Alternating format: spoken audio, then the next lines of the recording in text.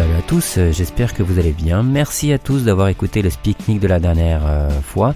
L'interview de Robert vous a visiblement pas mal plu. Vous nous avez, certains d'entre vous nous avez laissé des messages plutôt sympathiques, donc c'est très agréable.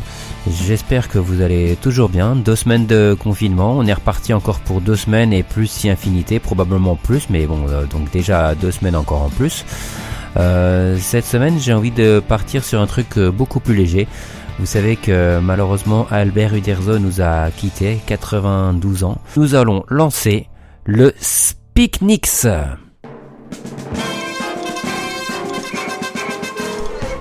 Ok, l'histoire vous la connaissez tous, c'est l'histoire d'un village gaulois, d'irréductibles gaulois qui font la misère à Jules César.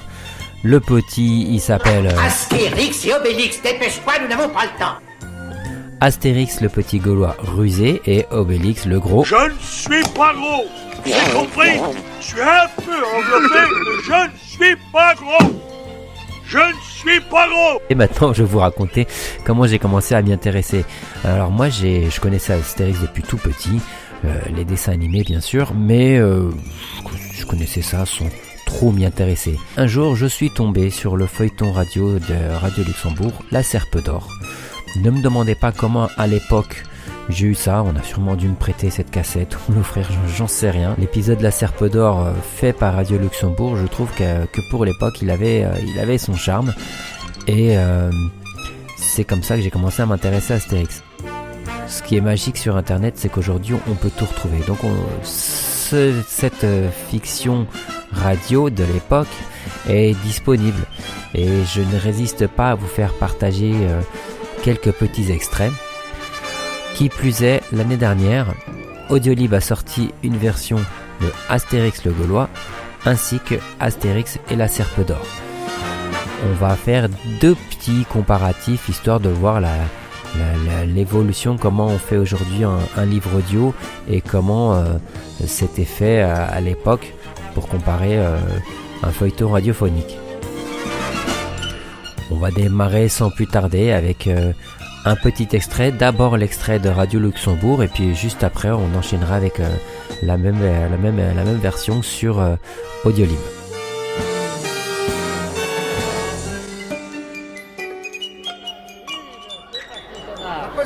Alors, une bonne table pour 3. Oui, mais pas trop près des barres, hein. Ah bon. Et ce sera... Et 2 sangliers. Oui, 2 sangliers. Eh bien, nous n'avons pas de ça ici. Bon, c'est bien. Dites donc, où sont les cerfs? Tenez, ben, le patron. Ah bon, très bien. Bonsoir, messieurs. Bonsoir. Je suis à vos rangs fixes. Repos. J'ai cru savoir que vous cherchiez des cerfs. Oui. Eh bien, j'en ai de premier choix. Ah bon, très bien, très bien. À 3000 pièces d'or. Quoi? 3000 pièces d'or? Mais une serpe vaut 100 pièces d'or. C'est à prendre ou à laisser. La serpe est rare en ce moment avec l'approche du congrès des druides. Mais c'est du vol. Oh, Lantix, sors-moi ces 2 mineurs. Minable. Attends un peu. Tu vas voir si on est des minables. Allons bon. Allez jouer, barre. Ouvrez-moi cette bagarre. Oh, bien joué, Astérix. Attends un peu de toi là-bas. Allez, vas-y. Et voilà. Il y a beaucoup de menhirs sur cette tablette. Hop là, voilà. Oh, assez. Random, là, les Romains. Ah, qu'est-ce qu'il a? Halt! Quoi? Halt! Quoi? J'ai pas Halt! compris. Parce Peter, c'est Pompéi. Suivez-moi, vous deux. C'est vous qui avez tout cassé. Oui, et encore on s'est retenu. Oui, on s'est hein. retenu, oui. Vous vous expliquerez devant le centurion. Allez, allez, va! Allez, allons-y. Eh, rends-moi mon bouclier. Dis, Astérix. Oui. Si je comprends bien, un centurion, c'est plus qu'un décurion. Oui, 10 fois plus. Un, deux. Pique à droite. Légionnaire. Halt! Aïe, mon pied. Ave, centurion. On vient d'écouter la version feuilleton radio qui a été produite par Radio Luxembourg dans les années 60. Cette version est également sortie en vinyle quelques temps plus tard. Dans le rôle d'Astérix, on retrouve le fameux Guy Pierrot, l'homme qui faisait également la voix de Bugs Bunny dans le temps. Et dans le rôle d'Obélix, il s'agissait d'Albert Augier. On va maintenant diffuser un extrait de la version livre audio qui a été publiée par Audiolib l'année dernière. Aubergiste, une table pour 3. Pas trop près des bardes. Certainement. Veuillez me suivre. Cervoise? Non, du lait de chèvre pour moi. Moi, ce sera un sanglier assez gras, s'il vous plaît. Ah, mais nous n'avons pas ça ici. Ah, ça ne fait rien. Où sont les serpes? Attendez-moi un instant. Je reviens tout de suite. L'inconnu disparaît derrière un rideau, puis revient accompagné d'un homme chauve aux épais sourcils et moustaches noires, aux doigts sertis de bagues et portant un épais collier d'or. Je suis Avoramphix, le patron de cet établissement. Mon ami Lantix me dit que vous cherchez des serpes d'or. En effet. Une serpe premier choix, 3000 pièces d'or, d'accord? Comment? Mais je n'ai que 100 pièces d'or. C'est le prix pour les serpes. C'est à prendre ou à laisser. Avec l'approche de la réunion de la forêt des Carnutes, les serpes sont introuvables à Lutèce. Oh, c'est du vol. Voilà ce que c'est. Lantix, n'amène plus des minables dans mon établissement. À ces mots, Astérix boit une rasade de potions et Obélix commence à se frotter les mains. Qui est un minable? Voilà, qui est un minable. Oh! Attends-moi, Astérix, attends-moi. Tandis qu'Astérix commence à se battre avec Avoramphix, Obélix se précipite au vestiaire. Et pour mon menhir? Ce sera 2 pièces de bronze. Mais l'Antix appelle d'autres gros bras en renfort. Allons-y. Vous les bardes, continuez à jouer. Astérix, tu as 2 pièces de bronze, s'il te plaît. Tiens, attrape. Merci, attends-moi, hein. Mademoiselle, j'ai mon menhir. J'arrive. Il en reste encore? Astérix, je te dois du bronze. Penses-tu, entre amis? Faites-deux, les Romains! Filon! Tous les hommes d'Avoramphix s'enfuient tandis qu'une patrouille de Romains fait irruption dans la taverne dévastée. Alors quoi? C'est fini? Par Jupiter, on se croirait à Pompéi. On continue à se battre, Astérix? Non, il vaut mieux s'expliquer. Gaulois, c'est vous qui avez fait tout ça? Et encore, on se retenait. Suivez-moi, vous vous expliquerez devant le centurion. Tout ce tumulte a attiré un attroupement de curieux devant l'auberge. Va des rétros! Allez, va des rétros!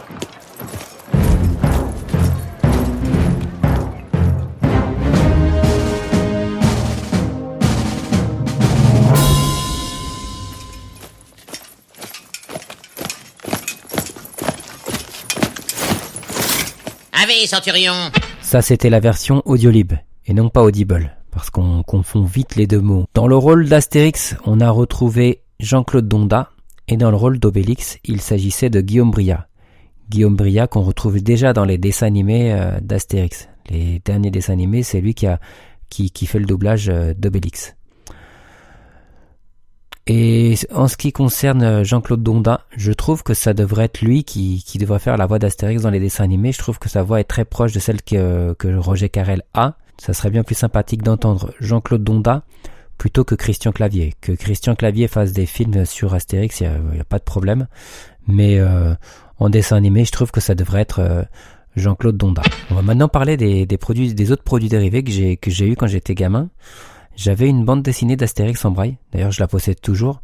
Mais c'était assez fou parce que il y a probablement pas d'autres bandes dessinées à part celle d'Astérix. Elle avait été prévue pour les aveugles et malvoyants puisque les dessins étaient en relief, mais ils étaient également visibles et en très gros caractères. Ensuite, j'ai eu un autre jeu, il s'agissait d'un jeu vidéo sur la console Master System de Sega. Dans ce jeu, il fallait délivrer le bon vieux Panoramix qui s'était fait kidnapper par César et son armée. On pouvait le faire avec Astérix et Obélix. J'espère que le Speaknix vous a plu et maintenant je vais terminer en me posant une question. Est-ce qu'on aura droit à d'autres bandes dessinées d'Astérix? Et je répondrai que rien n'est moins sûr, car Albert Uderzo souhaitait qu'Astérix se termine à sa mort. Donc nous verrons bien si ses héritiers autorisent la création de nouvelles bandes dessinées Astérix ou si ça sera fini. J'espère que vous avez apprécié cet épisode et je vous dis à très bientôt. Ciao!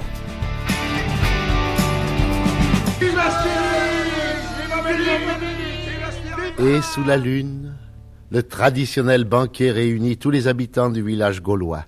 Tous. Ah non, j'en oublie un. Assurance Tourix. Le barde. Par Bélénos, où est-il passé? Les lâches m'enfermer dans un cachot, me ligoter et cacher ma lyre. Rien ne sera épargné. J'avais composé une ode triomphale. La la la la. Hé, la la Assurance tout risque. Le disque est fini. Le disque est fini.